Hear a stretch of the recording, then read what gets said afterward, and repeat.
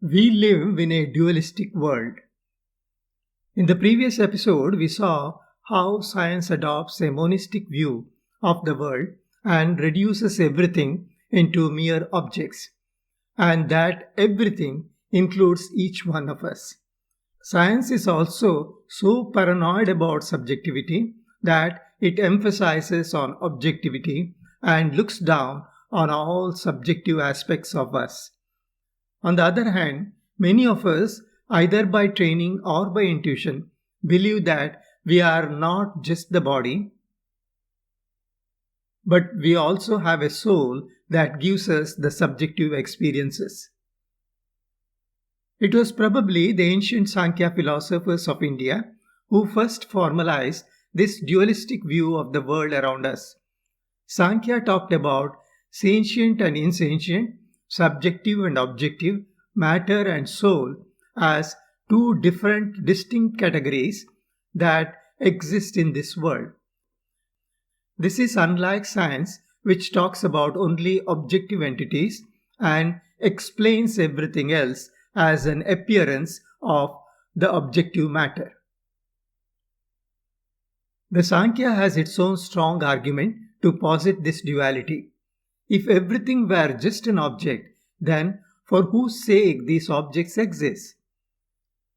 The objects by themselves are insentient and they can in no way use other objects.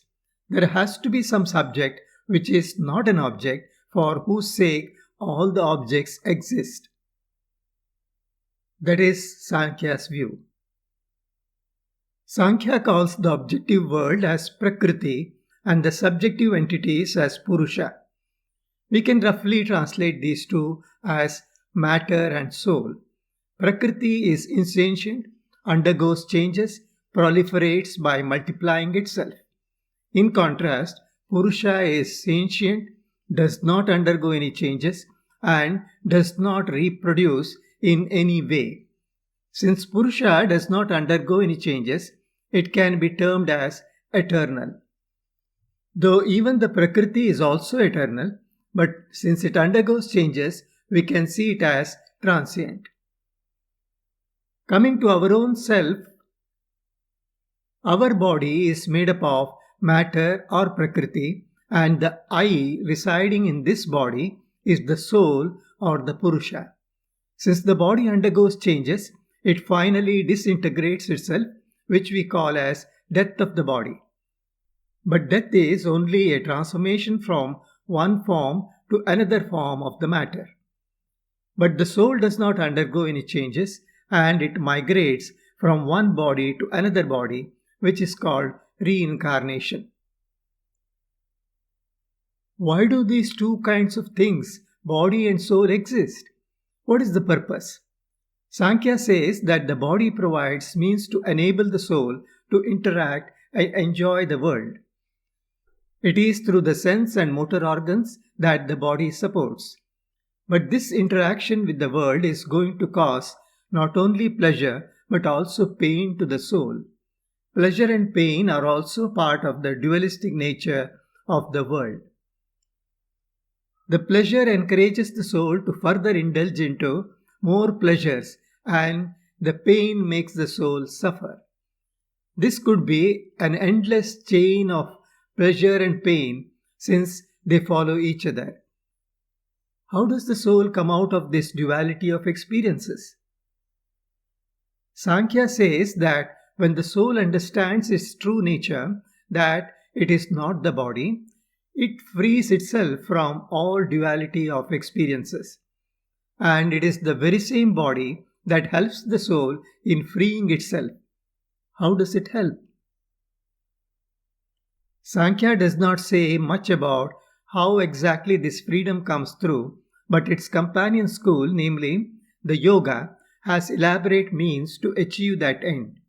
Yoga proposes meditation as the means to attain the freedom from the pleasure and pain induced by the body. How does the soul interface with the body to interact with the world, either to experience pleasure or pain? Though at the periphery there are the sense and motor organs, ultimately It is through the mind that the soul imbibes the experiences. Mind is part of the body, and by calming down the mind completely, the soul comes out of its clutches. That is why Patanjali says, Yoga Chitta Vritti Nirodha. Yoga is nothing but restrainment of the mind. When the mind does not influence the soul automatically frees itself and reverts back to its ever blissful state. It becomes free from the duality of the world, matter and soul, and enters Kaivalya. Buddha, who came after the Sankhya's, never categorically denied the existence of the soul, but he urged his disciples not to get into debates on the existence of the soul nor what this soul is all about. He felt that would agitate their mind and derail them from their spiritual path. But Buddhists understood it as Buddha denying the existence of the soul, and they adopted anatta, no soul, as the prime concept of Buddha's teaching. They focused on mind and came up with elaborate theories about the mind. Buddhists also believed in dualistic world like the Sankhya, except that there was no place for soul in Buddhist way of thinking. All that they had was body and mind. Body was material aspect of the existence, and the mind was something non-material and belonging to a different category. They too focused on quietening the mind through the process of meditation.